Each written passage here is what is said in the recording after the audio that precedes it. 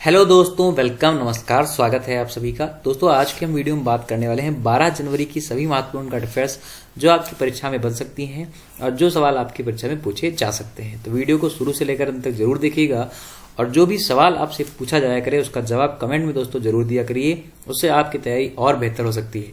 और अगर आप इसका क्विज देना चाहते हैं तो आप हमारी वेबसाइट पर हमको फॉलो कर सकते हैं, उसका लिंक आपको डिस्क्रिप्शन में दे दिया जाएगा। चलिए आइए वीडियो को स्टार्ट करते हैं बिना समय खराब किए। पहला सवाल हमारे पास आ गया है। तो पहला सवाल हमसे निकल के आ रहा है कि हाल ही में 11 जनवरी 2022 को पूरे भारत में लाल बहादुर शास्त्री जी की कौन सी पुण्यतिथि मनाई गई है। आपका ऑप्शन है 56वीं, 58वीं, 64वीं या फिर 71वीं। तो हमारे पहले सवाल का सही जवाब हो जाएगा ऑप्शन नंबर ए यानी कि 56वीं। बात हो रही है लाल बहादुर शास्त्री जी की, जो 2 अक्टूबर 1904 से 11 जनवरी 1966 तक रहे।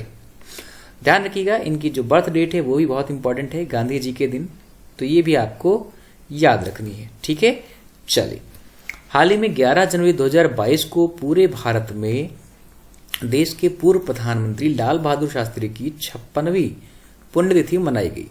बता दें कि लाल बहादुर शास्त्री को भारत के दूसरे प्रधानमंत्री के रूप में जाना जाता है। उन्होंने अपने कार्यकाल के दौरान देश में दूध का उत्पादन बढ़ाने हेतु एक राष्ट्रीय अभियान चलाया जिसे श्वेत क्रांति के नाम से जाना जाता है।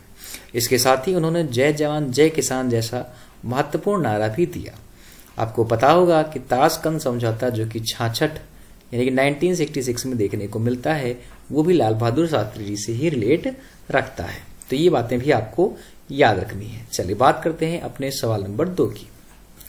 तो हाल ही में कौन भारत के 73वें शतरंज ग्रैंड मास्टर बन गए हैं। आदेश देशमुख, नीतीश प्रणाम, वैभव ओझा या भरत सुब्रमण्यम। तो 2 नंबर का सही जवाब है हमारा ऑप्शन नंबर डी यानी कि भरत सुब्रमण्यम। तो हाल ही में भारत के युवा शतरंज खिलाड़ी भरत सुब्रमण्यम भारत के 73वें शतरंज ग्रैंड मास्टर बन गए हैं। जानकारी के लिए बता दें कि भारत के पहले मित्राब गुहा नवंबर 2021 में 72वें और 2 दिन पहले संकल्प गुप्ता 71वें ग्रैंड मास्टर बने थे। तो आप इन्हें भी याद रखें, 71वां, 72वां और 73वां। तो ये बात आपको याद रखनी है। अब बात करते हैं सवाल नंबर 3 की। तो हाल ही में रेल मंत्रालय ने केवड़िया रेलवे स्टेशन का नाम बदलकर क्या रख दिया है। तो केवड़िया रेलवे स्टेशन कहाँ पड़ता है और इसका नाम क्या रखा गया है, ये सारी बातें आपसे पूछी गई हैं। ऑप्शन है Vallabh Bhai railway station, Ekta Nagar railway station, unity India railway station या फिर समस्त एकता रेलवे स्टेशन। तो 3 नंबर का सही जवाब है आपका ऑप्शन नंबर बी, एकता नगर रेलवे स्टेशन। चलिए याद रखिएगा यहाँ पर हाल ही में रेल मंत्रालय ने स्टैच्यू ऑफ यूनिटी के केवड़िया रेलवे स्टेशन का नाम बदलने की मंजूरी दे दी है, जिसको अब एकता नगर रेलवे स्टेशन के नाम से जाना जाएगा। बता दें कि केवड़िया पूर्वी मध्य गुजरात के एक गांव में कई आकर्षण क्षेत्र हैं जिन्हें हम एकता के नाम पर जानते हैं, जैसे एकता मॉल, एकता क्रूज और भी ऐसे कई स्थल। ऐसा इसलिए भी माना जा सकता है क्योंकि सरदार पटेल जी के जन्मदिवस को हम एकता दिवस के रूप में मनाते हैं। एकता दिवस यानी कि 31 अक्टूबर। ठीक है, इसे याद रखिएगा। दोस्तों आप सभी को बताना है कि सरदार जी को हम लौह पुरुष भी कहते हैं। इन्हें लौह पुरुष क्यों कहा जाता है ये आप जवाब जरूर देंगे। चलिए बात करते हैं सवाल नंबर 4।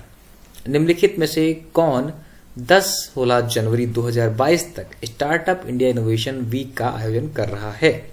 तो 10 से 16 जनवरी 2022 तक कौन स्टार्टअप इंडिया इनोवेशन वीक का आयोजन कर रहा है।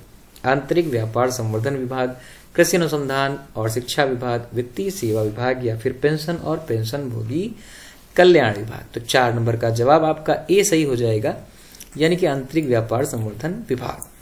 इस कार्यक्रम से दुनिया भर के शीर्ष नीति निर्माताओं, उद्योग शिक्षाविदों, निवेशकों, स्टार्टअप्स और सभी पारिस्थितिकी तंत्र को एक साथ लाने की उम्मीद है। केंद्रीय वाणिज्य और उद्योग मंत्री पीयूष गोयल जी वर्तमान में चल रहे हैं, याद रखिएगा। बात करेंगे सवाल नंबर 5 की। तो रतन टाटा की अधिकृत जीवनी Ratan and Tata the authorised biography के लेखक कौन है, इसे याद रखिएगा। Ratan and Tata the authorised biography का लेखक कौन है। अश्वनी वैष्णव, थॉमस मैथ्यू, योगेंद्र नारायण या फिर प्रमोद विल्सन? तो 5 नंबर का आपका सही जवाब है ऑप्शन नंबर बी, यानी कि Thomas Matthew. Tata Sons Emirates chairman अनुभवी उद्योगपति और परोपकारी रतन टाटा की अधिकृत जीवनी, जिसका शीर्षक Ratan and Tata the authorised biography है, ये बात हुई है। नवंबर 2022 में स्टैंड पर आने के लिए तैयार है। जीवनी पूर्व वरिष्ठ नौकरशाह और सेवानिवृत्त आईएएस अधिकारी डॉक्टर थॉमस मैथ्यू के द्वारा लिखी गई है, तो इसे भी आप याद रखेंगे। अब बात करते हैं अपने सवाल नंबर 6 की। तो टेनिस में जनवरी 2022 में मेलबर्न समरसेट 1 एटीपी 250 इवेंट किसने जीता है? मैक्सिमे क्रेसी, राफेल नडाल, नोवाक जोकोविच या फिर रोजर फेडरर?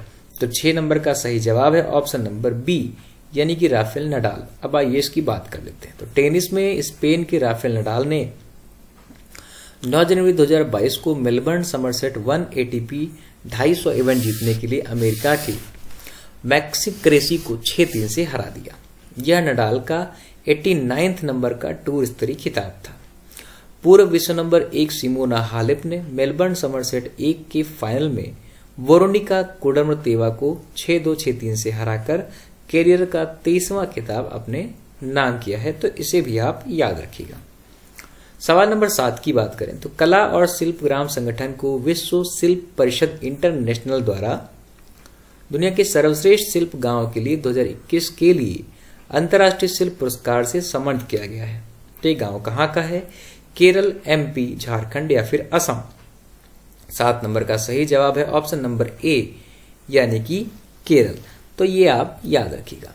अब बात करते हैं केरल की। तो Kerala arts and crafts village organisation ने 2021 के लिए इंटरनेशनल क्राफ्ट अवार्ड जीता है।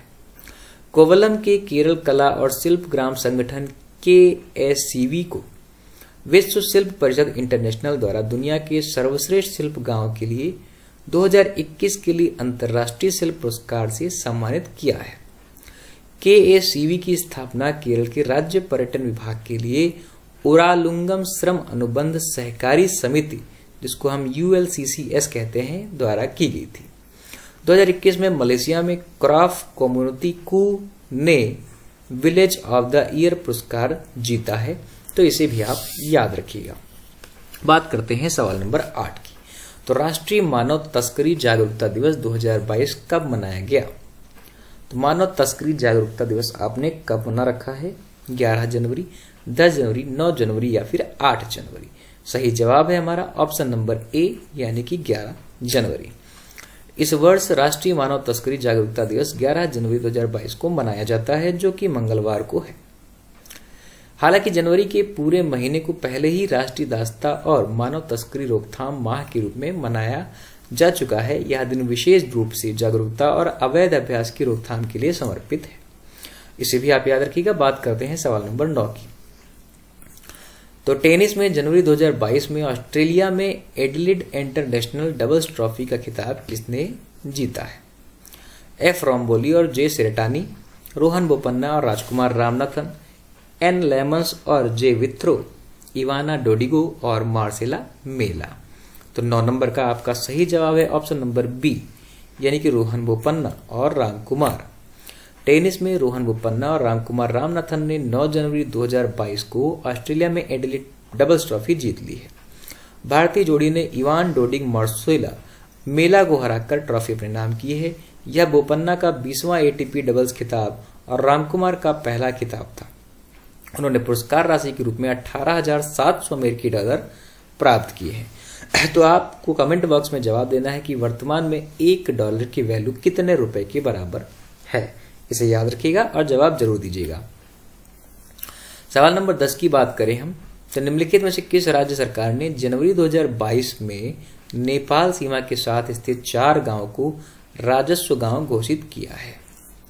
तो किस राज्य सरकार ने नेपाल सीमा के पास स्थित 4 गांवों को राजस्व गांव घोषित किया है? आपको बताना है उत्तराखंड, बिहार, उत्तर प्रदेश या फिर सिक्किम। 10 नंबर का हमारा सही जवाब हो जाएगा ऑप्शन नंबर सी, यानी कि उत्तर प्रदेश। अब आइए बात करते हैं। तो उत्तर प्रदेश के और भी जो महत्वपूर्ण सवाल बन सकते हैं उनकी बात हम करेंगे। उत्तर प्रदेश ने 11वीं जूनियर राष्ट्रीय पुरुष हॉकी चैंपियनशिप जीत ली है, ये भी आपको याद रखना है। प्रधानमंत्री मोदी ने उत्तर प्रदेश के शाहजहांपुर में गंगा एक्सप्रेसवे की आधारशिला रखी, ये भी याद रखिए। शांतनु गुप्ता के द्वारा लिखित पुस्तक the monk who transformed Uttar Pradesh, how Yogi Adityanath changed UP वाला भैया abuse to a badge of honour, किसने लिखी? शांतनु गुप्ता द्वारा। हैदरपुर वेटलैंड को 1971 के रामसर कन्वेंशन ऑन वेटलैंड्स के तहत मान्यता दे दी गई है। टोटल संख्या वेटलैंड्स की वर्तमान में कितनी हो चुकी है भारत में? आप जवाब देंगे कमेंट बॉक्स में। केंद्रीय भारी उद्योग मंत्री महेंद्र नाथ पांडेय ने नोएडा में उत्तर प्रदेश राज्य के पहले वायु प्रदूषण नियंत्रण टावर का उद्घाटन किया। नोएडा में आपने जेवार एयरपोर्ट हाल ही में खोला, इसे भी याद रखिएगा। सबसे बड़ी फिल्म सिटी, माफ कीजिए, इलेक्ट्रिसिटी बनने की जो कहानी आई है, जिसे हम कह सकते हैं कि इलेक्ट्रिसिटी पार्क, वो भी नोएडा में बनेगा। उत्तर प्रदेश सरकार ने श्रेणी 1 में पहले स्थान पर रहते हुए ई पंचायत पुरस्कार 2021 जीता है। 2020 का ई पंचायत पुरस्कार किसे मिला था, ये आपको कमेंट बॉक्स में जवाब देना है। बात करते हैं अपने 11 नंबर क्वेश्चन की। तो निम्नलिखित में से किस देश के चंद्र जांच मिशन ने जनवरी 2022 में चंद्रमा पर पानी के साक्ष्य खोजे हैं? भारत, चीन, रूस, जापान। तो 11 नंबर का सही जवाब है हमारा चीन। तो चीन आपके सामने रहा। नेपाल, भूटान, मंगोलिया, बीजिंग, संघाई, ये सब आपको आसपास के क्षेत्र दिखाई पड़ते हैं। एशिया का बड़ा क्षेत्र है जिसका नाम चाइना है। तो चीन ने संघाई में जनवरी 2022 में कुल 831 किलोमीटर लंबी दुनिया की सबसे लंबी मेट्रो लाइन खोली है, ये भी याद रखें। प्रदीप कुमार रावत को दिसंबर 2021 में चीन में भारत का नया दूत नियुक्त किया गया है, इसे याद रखिए।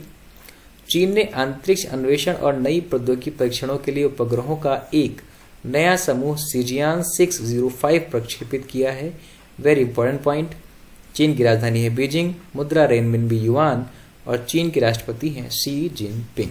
तो ये सारी जानकारी भी आपको चीन से याद रखनी है। अब हम बात करेंगे अपने अंतिम सवाल की।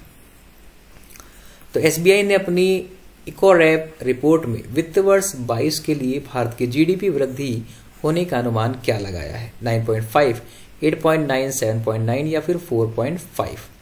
तो सही जवाब हो जाएगा ऑप्शन नंबर ए, यानी कि 9.5। तो एसबीआई ने 9.5 जीडीपी वृद्धि दर रहने का अनुमान लगाया है। दोस्तों, ये थे आज के हमारे महत्वपूर्ण करंट अफेयर्स के 12 क्वेश्चंस, जो आपके लिए एग्जाम के दृष्टिकोण से बहुत महत्वपूर्ण है। अगर आप हमारे चैनल पर नए हैं तो हमारे चैनल को सब्सक्राइब कर लीजिए और बेल आइकन को ऑन कर लीजिए, ताकि रोज सुबह 6 बजे आपको करंट अफेयर्स की वीडियो मिल सके और आराम से आप उसे पढ़ सकें। हम मुलाकात करेंगे कल नई वीडियो, नई करंट अफेयर्स के साथ। आज के लिए इतना ही। नमस्कार, जय हिंद, जय भारत।